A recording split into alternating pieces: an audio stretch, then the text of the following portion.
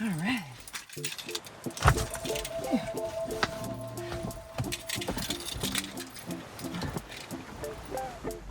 Oh no.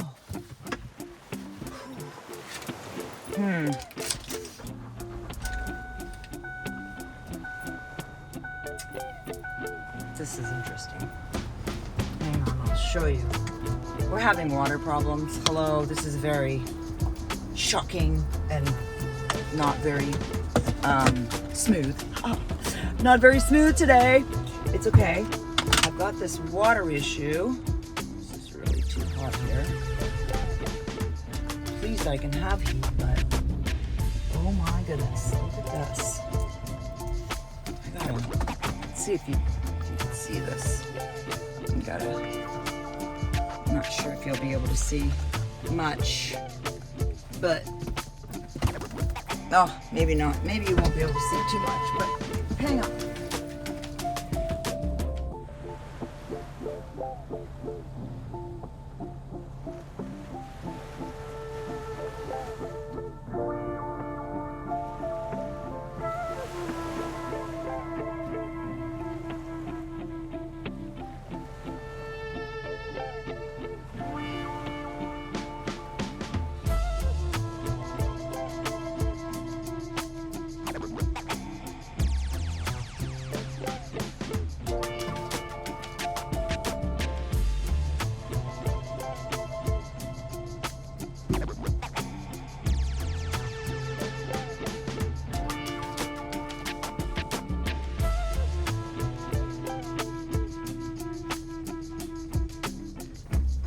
Oh my goodness. All right, now we can meet. Okay. So that happened. Oh my goodness. Okay. Woo. All right. We are off. We are having some issues with our water. Oh my goodness, this is quite wobbly. Is that better? I'm just not good with technology. Let me even see if I'm recording. Oh, I can't even see that. Darn it. Is it recording? Oh my goodness. Oh, yes we are. We are recording live. Okay. All right. Just going to the bank. So I thought I would check in with you guys and see how you're doing. I don't really have anything particular that I was thinking about per se, but I was contemplating as of late just about human nature because of what's going on in the world, and I am really just looking at the world around us, and I am feeling that because of the stresses of the world that I think, I'm not sure if people understand the nature of the beast, as it were, why it, is unraveling. But I just started reading, let me rephrase that. I just started listening to an audiobook called Tragedy and Hope. And I would recommend it, except I'm not even reading it. I'm listening to it because it's obviously an audiobook. I'm sorry if you guys are really shaky. And basically, it's a very difficult book, and I don't know if it's because English is my second language, or maybe because I'm not really I'm not a part of like a Harvard faculty where I've learned these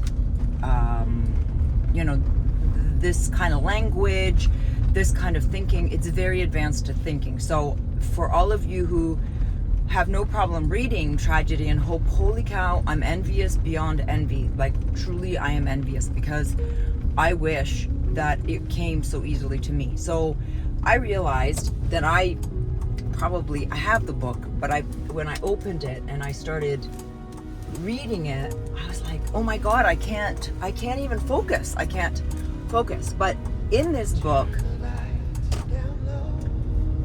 if you are able to read it or listen to it, I don't think it matters. If you can listen to it, that's just as good. It really showcases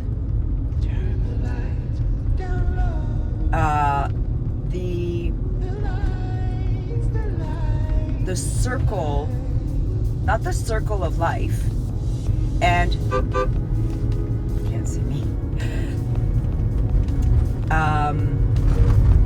Distracted, obviously. A friend of mine is at the water hole. I call it the water hole. A small digression. I met this family that I just fallen in love with.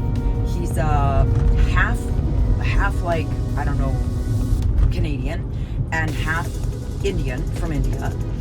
And his kids are 3/4 white and 1/4 Indian. There's 8 of the children. There's 8. One that fell in love with us and wanted to come home with us, which was supposedly uncommon for her behavior. So I feel very privileged that, of course, she fell in love with us, and he was just at the water hole. And we go to the water hole because, as you saw me struggle to get out of my driveway, we need to empty our reservoir of water because we have crushed the pipes for the exit pipes of the water. So we are going to have to hobble through that in the winter because we just discovered it when it became too cold for us to dig it up and properly fix it.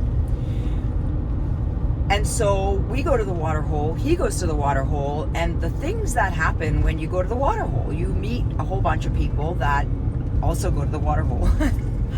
And so anyway, I digress. I fell in love with this family, and this family sees so many things. Like, these guys are basically off-grid, but not really, because they do have power like us.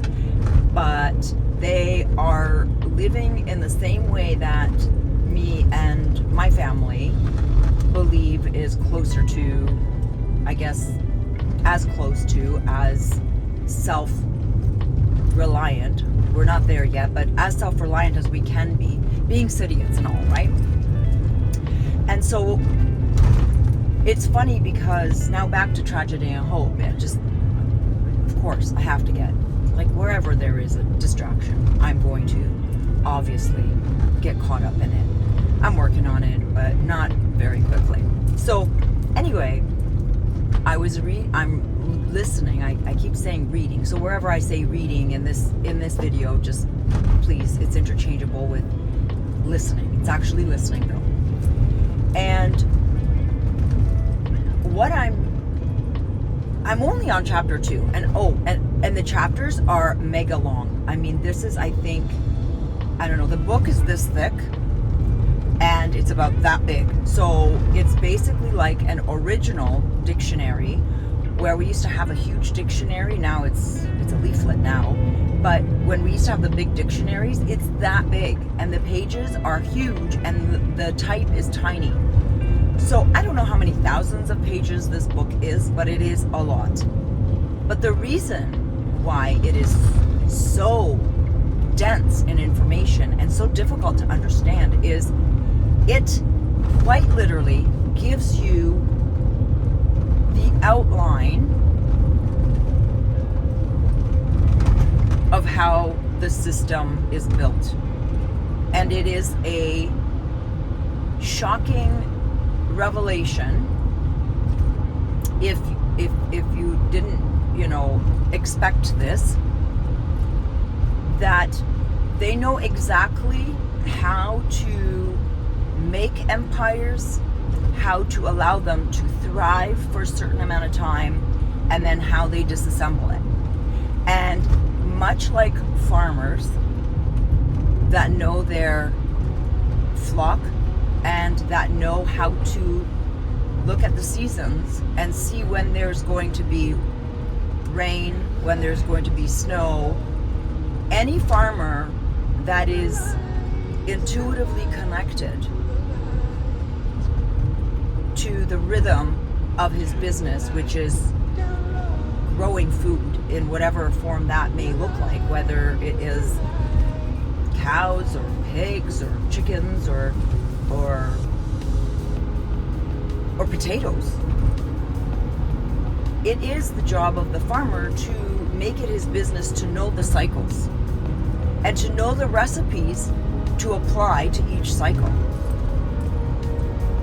If you take that analogy and put it towards the system and the system's owners, you will quickly be made aware and have to acknowledge that this is basically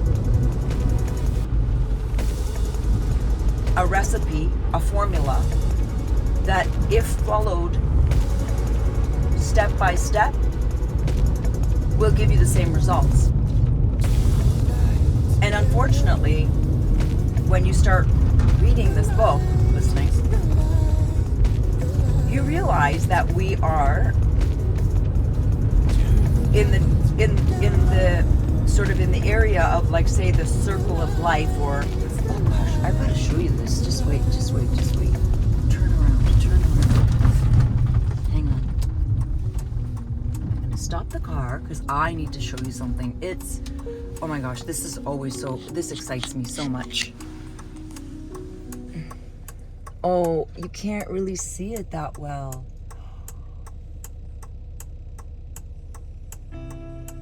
It's absolutely gorgeous. It really doesn't do it justice. Doesn't do it justice in the video. I can't see what I see with my eyes. It's amazing. Actually, real life is better than video. Living is better than watching video, but we are slowly losing that idea as well. But back to tragedy and hope. We are at that time in the formula in the West where we are now on the downturn. And when you start understanding, and I'm constantly rewinding and listening and re-listening, because I'm not sure if it's old English and it's very technical. So sometimes I'm like, did I understand that correctly? And sometimes I understood it correctly. To my horror, I understood it correctly. And I am at that point already, and I'm, like I said, I'm only at the end of chapter 2. And in chapter 2, it is starkly made clear that if what he's surmising, because I guess in the first couple of chapters he kind of goes over what he's going to be going over and the time frame, and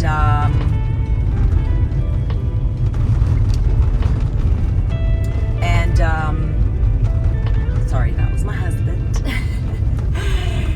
And basically, when I realized that, okay, so he's going to be talking about how we're going down, because he's not actually talking about us going down, but part of the formula is A, B, C, D, as you would imagine, and then you get to Z, right? And we're very close to we're very close to the Z. We're much closer to the Z, let's put it that way, than we are to the A. The A, if you would look at it from an analogy, like A is at the beginning, when we're starting to build, we're starting to prosper, we're starting to really grow the economy, our society is at its best. People are helping one another, people are cooperating, businesses are thriving, communities are thriving, things are just on an upwards trajectory. Now, we had that for a long time. Here in the West, it's been, with the exception of the people that came here and started building, whose hardships were hunger, overwork, underpaid, there was no infrastructure. So the struggles were real, but the struggles were leaning towards an upward trajectory. If I understand this book correctly so far, once you start seeing certain things in a society, most of which we are now experiencing, devaluation of the currency, whatever currency it is, in our case it's the dollar, the unrest in the country or in the civilization, the downward financial pull towards poverty, and more. I can't remember them all, but I would hope that you out there could see that we are experiencing those things. What he goes on to say is that once you start seeing those things, those characteristics of the formula, and I want you to hear that, the characteristics of the formula. We don't have to go in this direction. If we choose not to go in this direction, we don't have to go in this direction. But if we don't stop the directional pull, the system cannot be saved. It has to go all the way down to the basement, back to zero. And generally, from what he says, or 100% of the time, the empire does not recover. Now, it's not to say that people in that civilization, aren't going to get up from their flattening period. All it says is that it will never regain its empire again. Now, I guess it could be argued, if you wanted to argue it with someone that kind of seems like he knows what the heck he's talking about, I guess you could say after every country has risen and fallen in an empire sort of way, I guess we could probably assume that there could be a time 2,000 years from now, because an empire lasts, from what I understand, anywhere from like 80 to 100 and some odd 120 years, no more. I guess it could be argued that there could come a time where we again see, say for example, the United States becoming an empire again, right? So that could be argued, I would think. But again, because I have a hard enough time understanding and staying on track, keeping my brain in the book, because it's such a difficult book, that who am I? Like, who am I? I'm a speck of dust, really, in comparison. So I wanted to let you know that this is something that is not surprising for people that are aware, that people that run the system are quite aware of this recurring, what would it be, formula, as I said. But I will tell you something that is really striking, for me anyway. For me, it's striking that they don't teach this to us. They don't show us how to understand the world around us. They only show us how to be entertained, be emotional, and get triggered. Now, if you stay in emotion and you're constantly triggered, unfortunately, you're not going to have the wherewithal to take in this bad information, because when I'm reading this, it's not a good or bad book. It's a matter-of-fact book. I mean, literally, it's a matter of fact. It's just telling you how it is, and this is the way that it works, and that's that. It's kind of like 2 + 2 = well, you decide. In a world where they want you to believe it's 5, perhaps you can get 5 out of 2 + 2.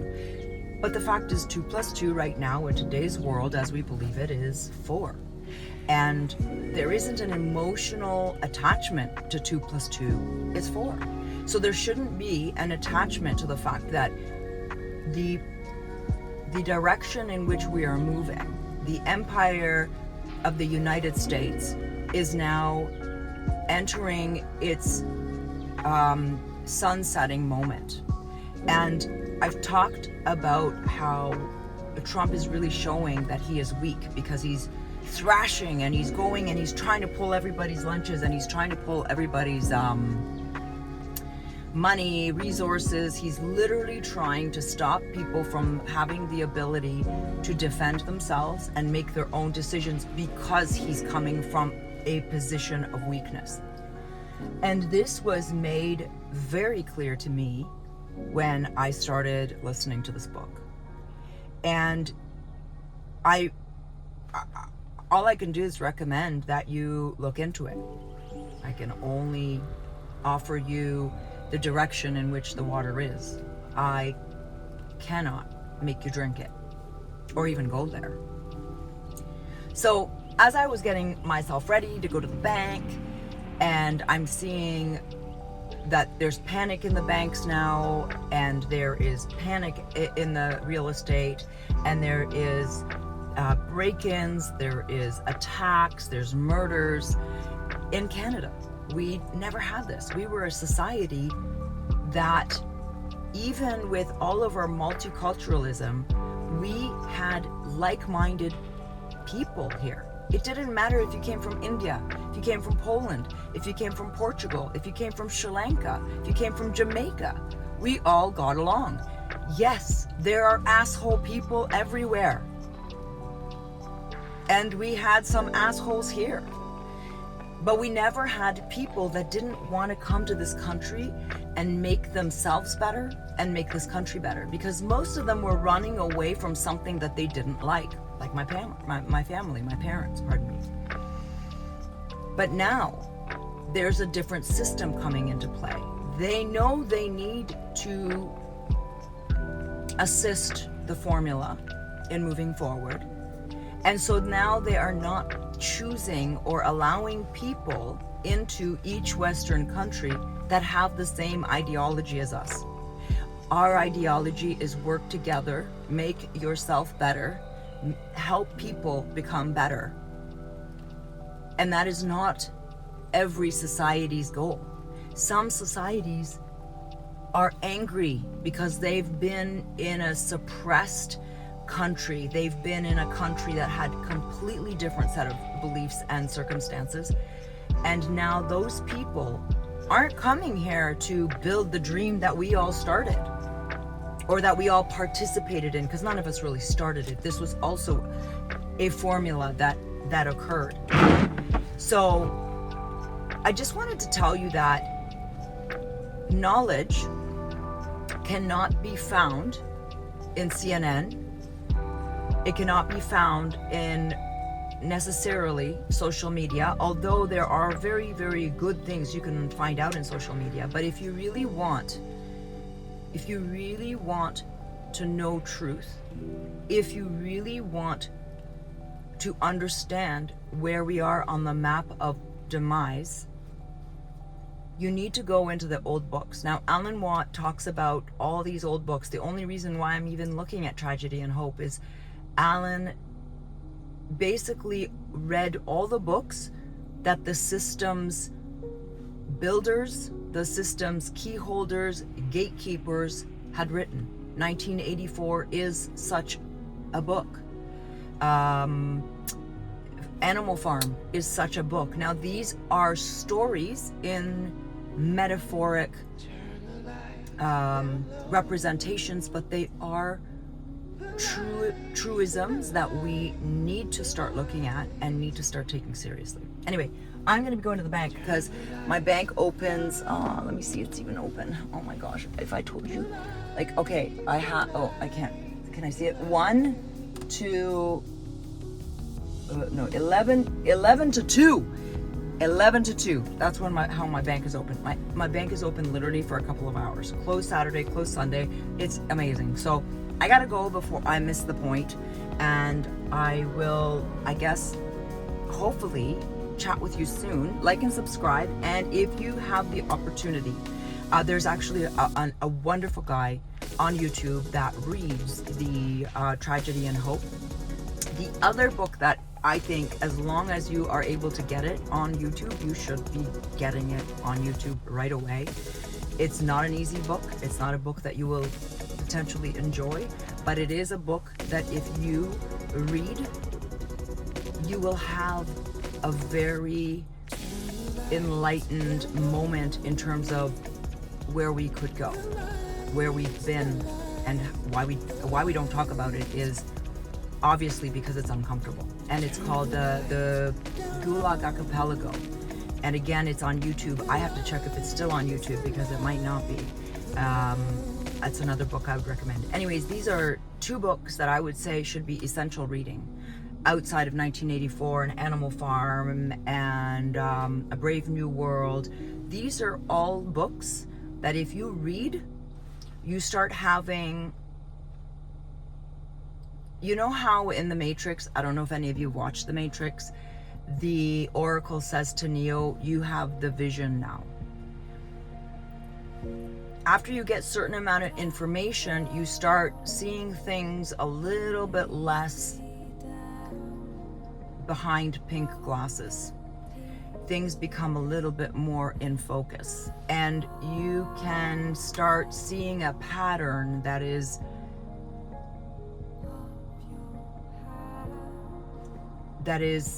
showing itself in front of our very eyes. But if you don't know what to look for, you won't see it. It's kind of like, I didn't know what it felt like to have a deathly allergy until I had a deathly allergy. If you don't have the knowledge of the signs to look for when something is happening, you can't respond in kind, or you can't respond knowledgeably. I don't even know if that's a word. Maybe it is, maybe it's not. Anyways, I'm going. I gotta go. I'm gonna be late. All right. Like, subscribe, and I will see you later. Mwah!